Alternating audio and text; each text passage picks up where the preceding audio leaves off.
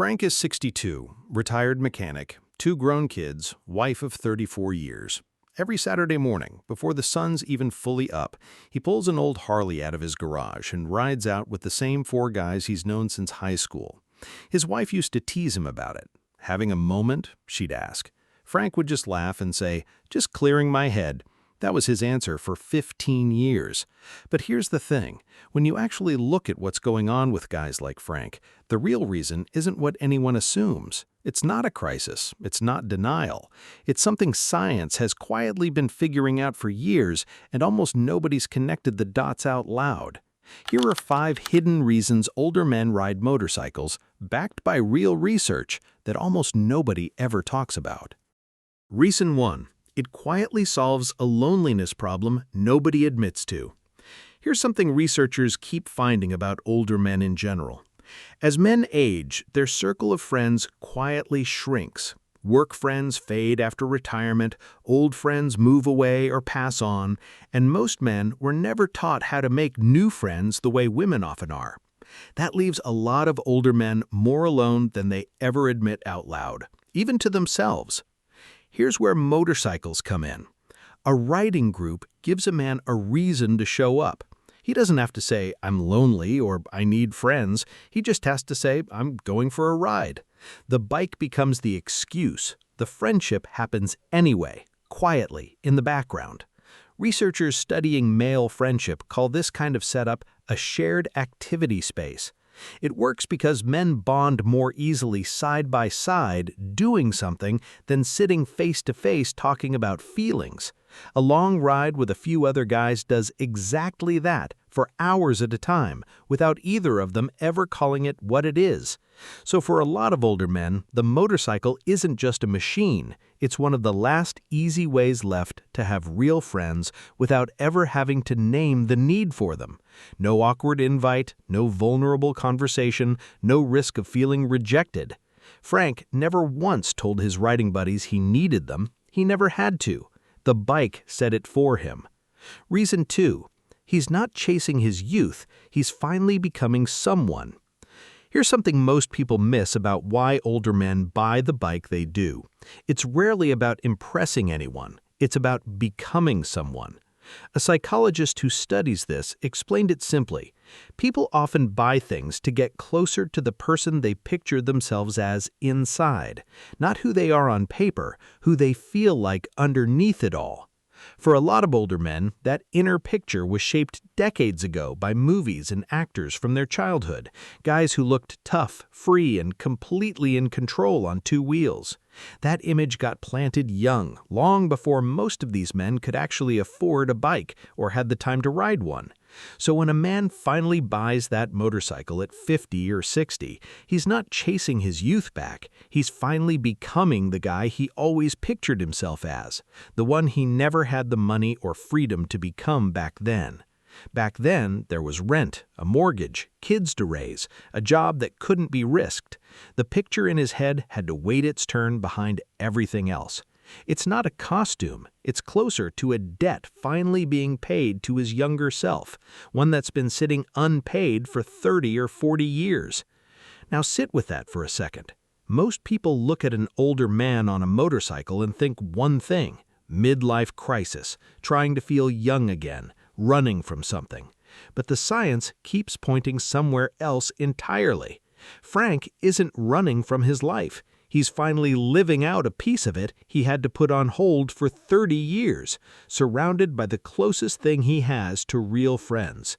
The next reasons go even deeper, and one of them completely flips what most people believe about how safe these guys actually are. Reason 3. They're actually the safest riders on the road. Here's a fact almost nobody knows. Older men are actually some of the safest riders on the road. Not the wildest, the safest. Studies on older riders found something simple. As men get older, they get more honest with themselves about what their body and mind can handle. That honesty makes them ride more carefully. They slow down sooner. They take fewer dumb risks. They think ahead instead of reacting late. But here's the twist almost nobody mentions. Even with all that caution, Older riders are still more likely to end up hurt in a crash than car drivers. Not because they ride worse, because their bodies simply take more damage from the exact same mistake a younger body would walk away from. So the stereotype is almost backwards. The image of some reckless old guy on a bike doesn't match reality. Most of them are actually the most careful people on the road. They check mirrors more, they leave more space, they read the road ahead instead of reacting at the last second. They're just riding a machine that doesn't forgive age the way a car does. A seatbelt and an airbag can save a careless driver. A motorcycle offers no such safety net, no matter how careful the man on it is. That's not recklessness. That's a trade-off accepted with open eyes, not blind ones. Reason 4. It shuts off stress like almost nothing else. Here's something most people don't know about stress. It builds up in your body all day, from work, from bills, from just being alive. Most people try to fix it with things like a nap or a beer. Those help a little, but they don't hit hard. Scientists at UCLA actually tested riders. They tracked brain waves and stress hormones before, during, and after 3 things: riding a motorcycle, driving a car, and just sitting still. What they found was strange. Riding raised heart rate, just like a light workout, but at the same time, it dropped the main stress hormone in the body. That is the opposite of what should happen. You'd expect something risky to spike your stress. Instead, it calmed it. The riders also stayed sharper and more focused the whole time, almost like drinking a cup of coffee, but without the jittery crash after. So a ride does something almost nothing else does. It wakes the body up like exercise and calms the mind down like meditation at the same time. A hard workout wakes you up but leaves you wired. A nap calms you down but leaves you groggy. A ride somehow does both at once without either downside. That's likely why Frank always comes back from Saturday mornings a little easier to be around, even if he couldn't explain why. Reason 5. It taps into wiring older than roads themselves. This last one goes back further than anyone expects. Way before cars, before roads, before any of this, humans survived by exploring. The ones who pushed into new land, who took chances on the unknown, were often the ones who found better food, better shelter, better odds for their families. That drive to explore isn't some modern quirk. It's old. It's built into us. Modern life doesn't really need explorers anymore. Most days look the same. Same drive to work, same rooms, same routine, over and over. That old explorer instinct doesn't have anywhere to go. A motorcycle gives it somewhere to go. Every ride is a little different. New road, new weather, new turn up ahead you can't fully predict. Your brain treats that like a tiny discovery, and it rewards you for it the same way it once rewarded early humans for wandering into new territory. So a man like Frank, twisting the throttle on a Sunday morning, isn't running from his life. In a strange way, he's running on some of the oldest wiring the human brain has, wiring that never really turned off. It just never had anywhere left to go until now. So here's what's worth sitting with.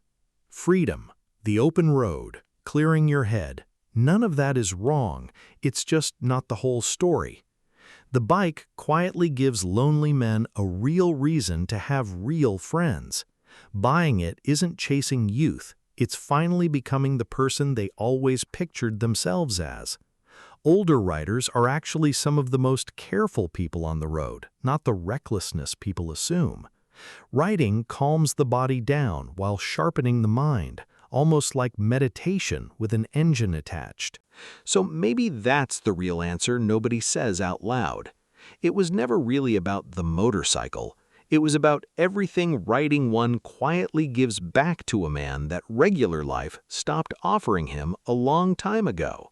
The friends, the version of himself he never got to become, the calm, the part of his brain that just wanted somewhere new to go.